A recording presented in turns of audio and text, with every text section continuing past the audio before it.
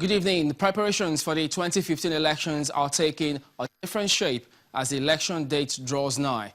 Welcome to Nigeria 2015. I'm Chamberlain Oso. The tussle for the key to Aso Rock continues, with political parties shifting gear of their activities. Incidentally, they appear to recognize that a political environment devoid of violence is necessary. Again, our team of correspondents will provide up-to-the-minute information and talk to the relevant people across the country.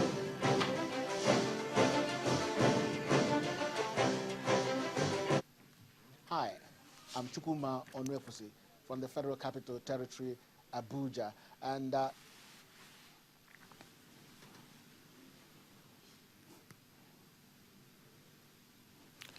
Apologies for that mix-up, but yes, we will bring our correspondents to you. They are just lined up in several parts of the country, and we will bring them to you as they tell us what is going on wherever they are.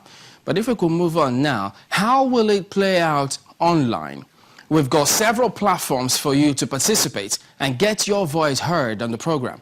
You can tweet at us using the hashtag Nigeria2015. Or please use the Twitter handle on your screen. It could be at Chamberlain or at Channels TV. And then we started asking you last time. You can tell us if you've collected your permanent voter card or not using the hashtag PVC collected or PVC not collected. Now, you are to send those ones as tweets. But you can also send us an email to Nigeria2015@channelstv.com. Please don't send the hashtag PVC collected or PVC not collected as an email. You're expected to just tweet at us with those hashtags. Don't forget, Nigeria 2015 and then hashtag PVC collected or not. If you've got any comment whatsoever, then you can send us an email on this same email address. Let's take you back to where we'll bring you our correspondents who are in several parts of the country to talk to the people who matter and tell us what is going on where they are.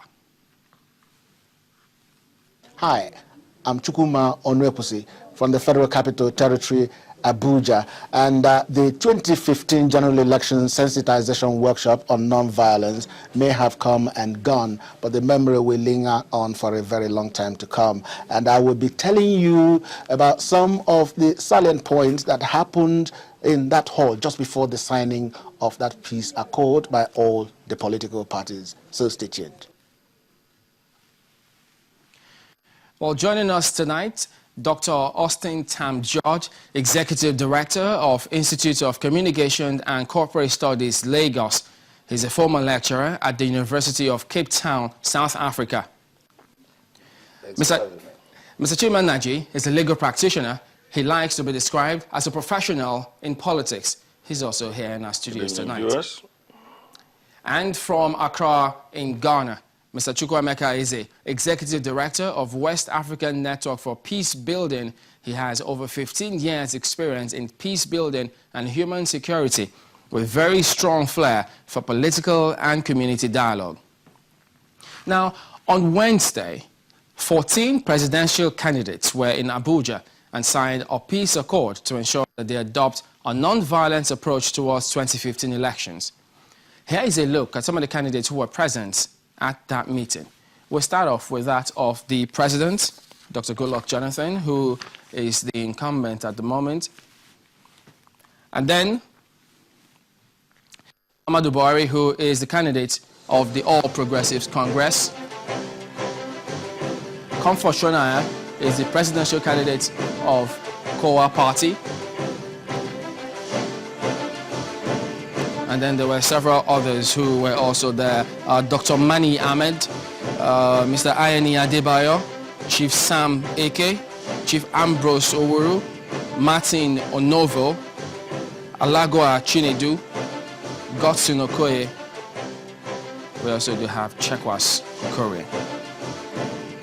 Now, there, some of the high points of the peace accord that they signed included the fact that they said that they agreed to run a campaign or several campaigns at national, state, and at local government levels devoid of religious incitement and ethnic or tribal profiling. They agreed to refrain from making public statements, pronouncements, declarations, or speeches that have the capacity to incite any form of violence before, during, and after the elections. They also agreed to forcefully and publicly speak out against provocative utterances and oppose all acts of electoral violence, whether perpetrated by supporters and/or opponents. They agreed to commit themselves and their parties to the monitoring of the adherence to the accord, if necessary, by a national committee made up of respected statesmen and women, traditional and religious leaders. And then last on that list is that all the institutions of government, including INEC and security agencies, must be seen to act with impartiality. They must not be seen to be partial. They also agreed there.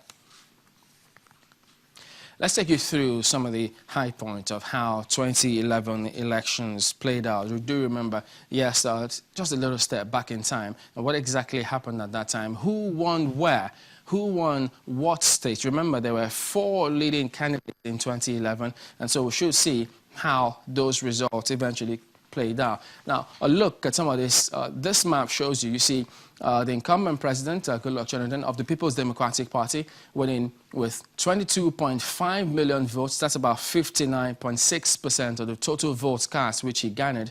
The CPC candidate at the time, Muhammadu Buhari, getting 12.2 million votes. That's about 32.3% of the votes cast.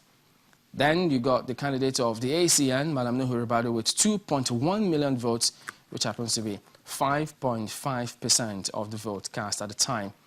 Now, of course, everything has changed ever since then, and so lots of people expect different dynamics, a different kettle of fish entirely at this point in time.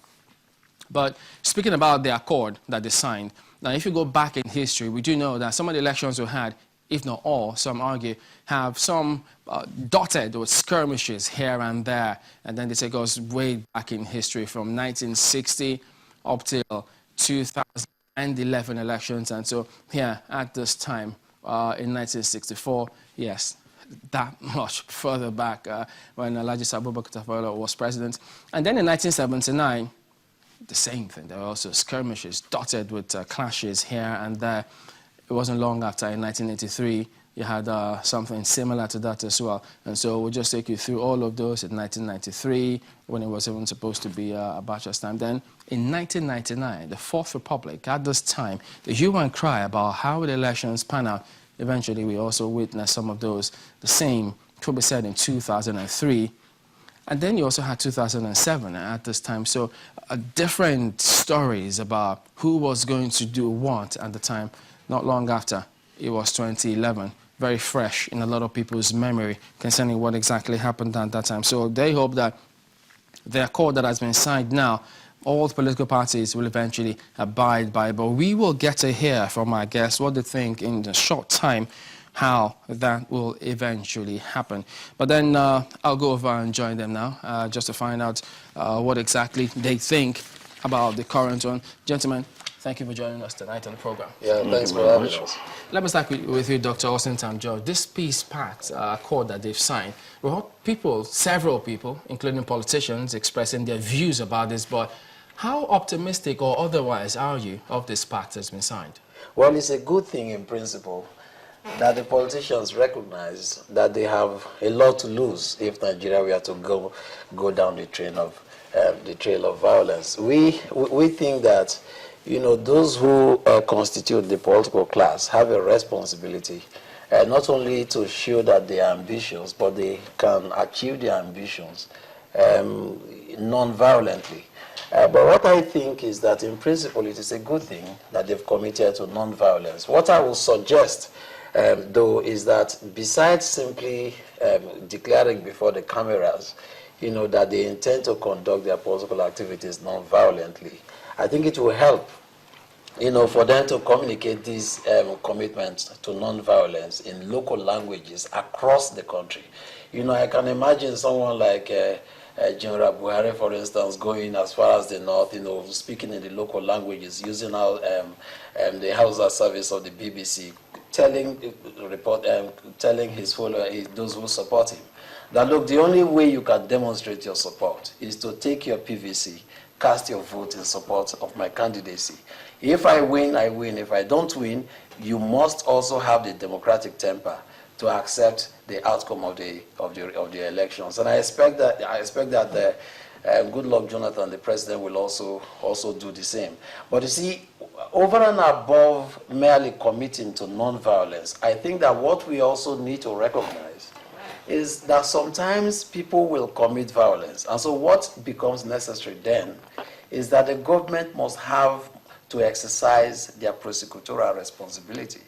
Wherever there is violence, we must make sure that the law takes its full course. What we've seen so far, in the kind of historical analysis that you've shown us in your introduction, is that there has been a tendency for people to resort to violence, but we haven't seen a tendency for the government to exercise its prosecutorial responsibility. So I think that beyond the accord, we need to see government taking action against violence that tend to characterize our politics. Mr. Najemi, you're not a stranger to politics. I mean, politicians here are eternal optimists. They always believe that the pendulum will swing their way no matter what happens. Where and how do we draw that line? How do we ensure they draw the line, especially their supporters, if the pendulum doesn't swing their way? You see, when you're talking about violence, let me just take off from that point. There are factors inherent in our politics that they are endemic. So no matter the jactitations or posturings or signing of any document, they are inherent. It's just like you take a bean, the insect is inside it. So even if you are putting shell tox from outside, it's already in. So carcinogens or carcinogenics, if you are treating cancer and the factors that conduce to cancer, you will eternally treat cancer. And that's why we have this problem. Now, it is good at the psychological level for people to see